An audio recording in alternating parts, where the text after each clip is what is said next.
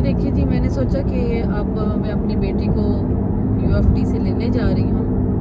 तो मैंने सोचा कि चलें आप लोगों के साथ दूसरी साइड की वीडियो शेयर की जाए और आप लोगों को दिखाया जाए कि कितने खूबसूरत फॉल के कलर्स हैं, और आप लोगों को ये भी बताया जाए कि यहाँ पे एक औरत की ज़िंदगी कनाडा में कैसी है,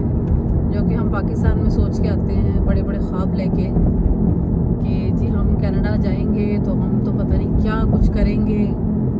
और मॉल्स में जाएंगे तो शॉपिंग करेंगे, तो वही झूमेंगे, नाचेंगे, गाएंगे और वो वाला सिलसिला होगा। तो यहाँ आप देख लें कि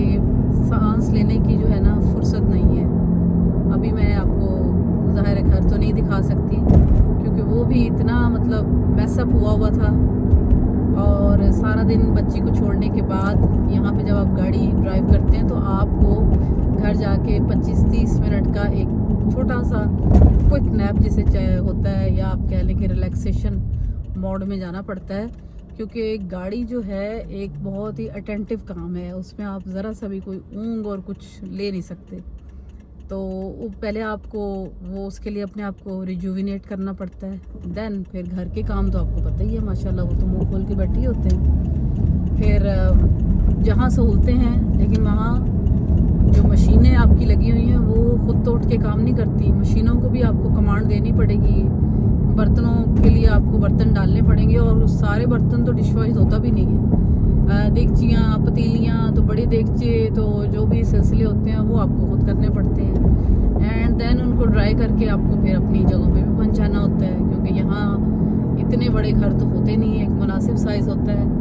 और सेम मशीनों का भी ऐसे ही है, वॉशिंग मशीन्स का भी, कि आपको लॉन्ड्री के लिए भी उनमें आपको लॉन्ड्री डालनी है, कमांड देनी है, और फिर आपको अभी मेरी जो है लॉन्ड्री ऊपर कमरे में इस वीकेंड की पड़ी हुई है, वो मैं नहीं कर सकी क्योंकि मेरा पूरा डे जो है तकरीबन ये 1 घंटा मेरा आने और जाने में सर्व होता है। उसके बाद बड़ी मुश्किल से मैंने खाना बनाया है, खाना बनाने के बाद बच्ची को लेने के बाद यहाँ से यूनिवर्सिटी से फिर जाके मेरी छोटी बेटी आने वाली हो जाएगी, उसको लूँगी, उसको फ्रेशन अप करके खाना खिला के, तो फिर जैसे कहते हैं ना कि एक छोटा सा सुकून का सांस आएगा कि अब बाहर का कोई काम नहीं है। तो ऑन द अदर हैंड ये तो रूटीन के काम है, लेकिन जो बाहर के काम है, जैसे अब वीकेंड पे आपको ग्रोसरी भी करनी है, कुछ मंथली ग्रोसरीज होती हैं, कुछ वीकली होती हैं, इसी तरह काम भी इसी तरह कुछ ईयरली खुले होते हैं, और काम ही काम है बस। वो जैसे कहते हैं ना कि कायदे आज़म ने जो कहा था ना कि काम काम और मोर काम, तो वो है, ये वो चीज़ है यहाँ पे। तो इस सारी चीज़ों का जो क्रक्स है वो मेरे नज़दीक ये है, और आने वाली जो लड़कियाँ हैं उनके लिए जिनकी शादियाँ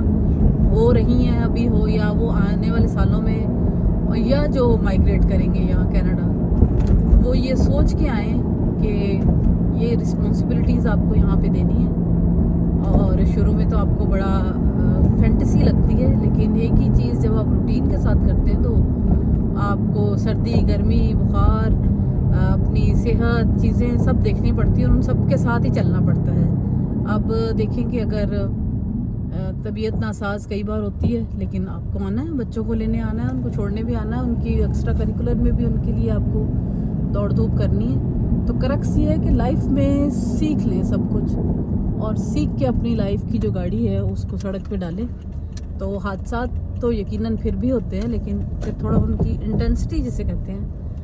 वो थोड़ा काबू में रहती है। अभी मैं 120 की स्पीड से गाड़ी भी चला के आई हूँ, और मुझे सारा कुछ मेंटेन करना होता है।